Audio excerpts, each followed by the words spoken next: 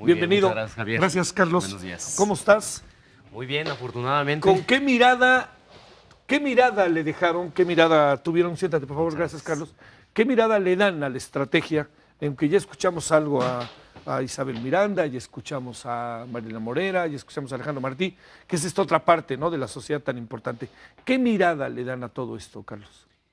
Para nosotros es una buena noticia. Es una buena noticia. Sí. ¿Es mejor que las otras 3 propuestas que se hicieron? Es mejor en la medida en que hoy tenemos a un responsable, a un Directo. coordinador, Sí. así es, cosa que no se había tenido en ocasiones anteriores. Las iniciativas habían estado dispersas en la PGR o en la Policía Federal, en la Secretaría de Seguridad Pública de alguna manera, y parte de la visión que se tenía consistía en que los estados le iban a hacer caso o se iban a subordinar a las instrucciones que diera el orden federal, y esa en un sistema federal como el mexicano no funciona. Tiene que haber coordinación, tiene que haber convencimiento, tiene que haber participación también de las entidades estatales, y yo creo que esta es una de las características de esta nueva estrategia. Hoy viene varias reflexiones en estos días ha habido sobre por qué se incrementaron los secuestros. ¿Qué hipótesis tienen ustedes de por qué se incrementaron en México Unido contra la Delincuencia? Ha habido una transición en la dinámica criminal en México en la que antes los grupos delictivos, principalmente asociados al narcotráfico, controlaban las rutas para trasladar la droga de Sudamérica hacia los Estados Unidos.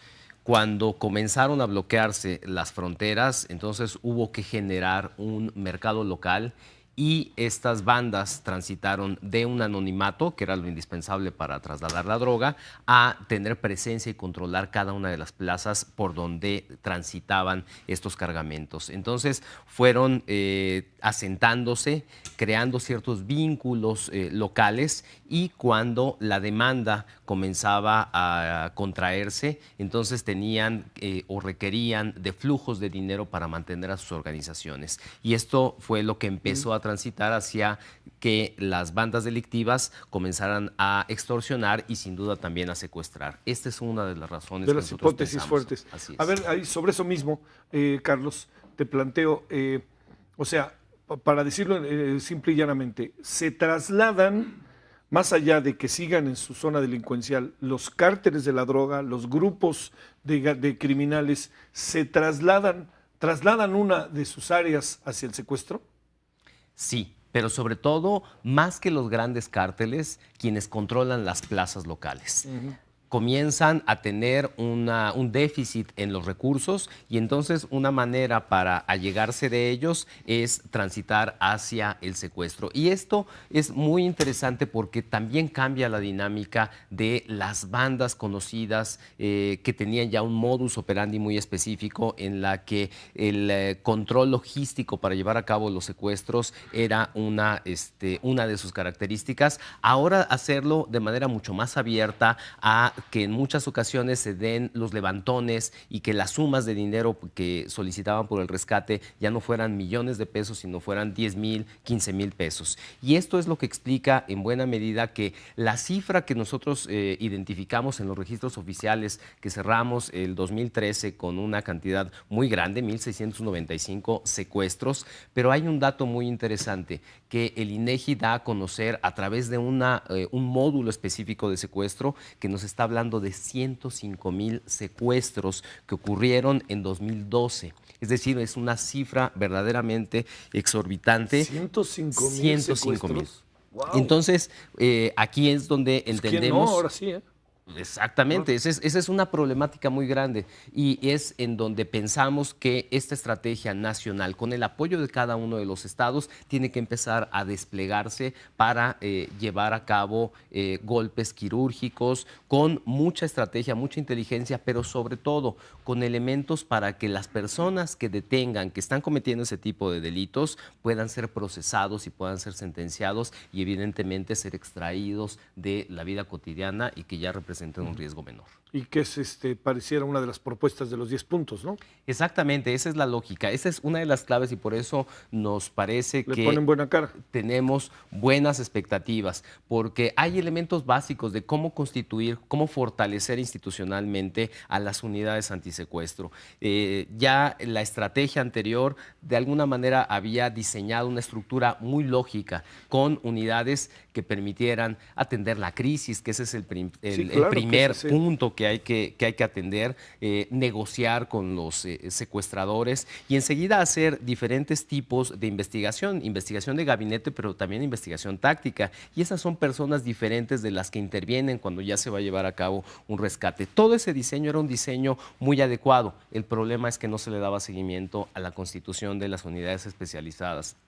No sabíamos quiénes formaban parte, no sabíamos si estaban capacitados, si estaban evaluados, no sabíamos si tenían equipo. Tan solo pongo un ejemplo, la unidad especializada de la PGR en 2008, la gran noticia es que había transitado de un presupuesto de 22 millones de pesos a 28 millones de pesos. Es decir, son recursos mínimos los que se estaban destinando y no se visibilizaba esa información. Entonces, este hecho de tener un coordinador que dé a conocer a esta comisión de seguimiento información específica sobre estos aspectos de la constitución de las unidades es una buena noticia y tendrá otra serie de compromisos, por ejemplo, saber en las personas que se detengan qué ha sucedido, cuáles son las condenas que tienen, si se les están decomisando los bienes producto de los secuestros, si estos bienes están siendo enajenados y están transitando al Fondo de Atención a Víctimas. Este seguimiento, esta información que antes no teníamos, no había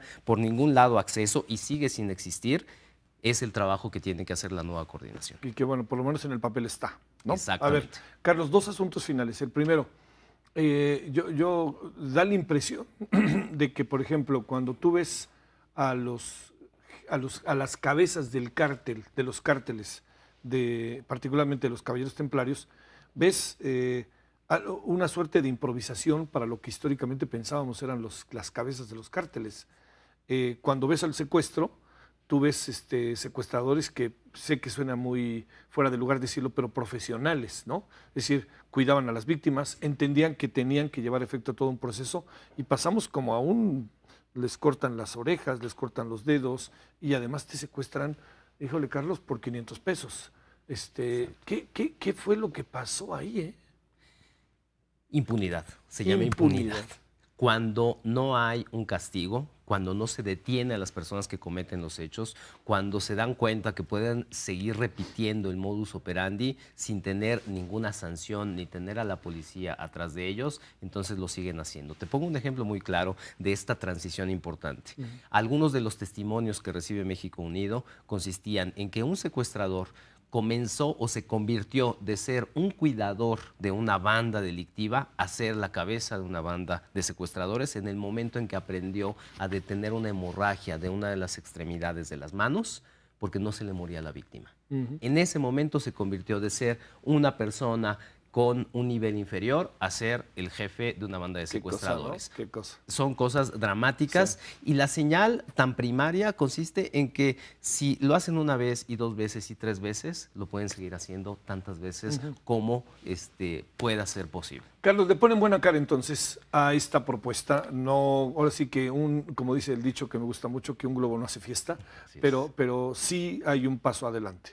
Es un paso adelante, es claro que hay una lógica distinta. El titular es una persona que tiene experiencia, que tiene buena reputación. Sí, Renato Sales tiene buena fama. Que piensa en términos estratégicos y eso es lo que queremos. Pero estaremos muy atentos a cada una de las sesiones, a la información, a los datos que nos proporcionen, no solamente a las organizaciones que formamos parte de esta comisión de seguimiento, sino también a toda la población. Hoy día es verdaderamente imposible obtener información, saber qué ha sucedido, saber cómo se está desarrollando y ese es el gran reto, no solamente datos estadísticos, no queremos información concreta de secuestradores, de nombres de víctimas, lo que queremos es información estadística para comprobar que la política nacional está dando resultados, no solamente en algunas entidades, sino en todo el país. Carlos Mendoza, muchas gracias.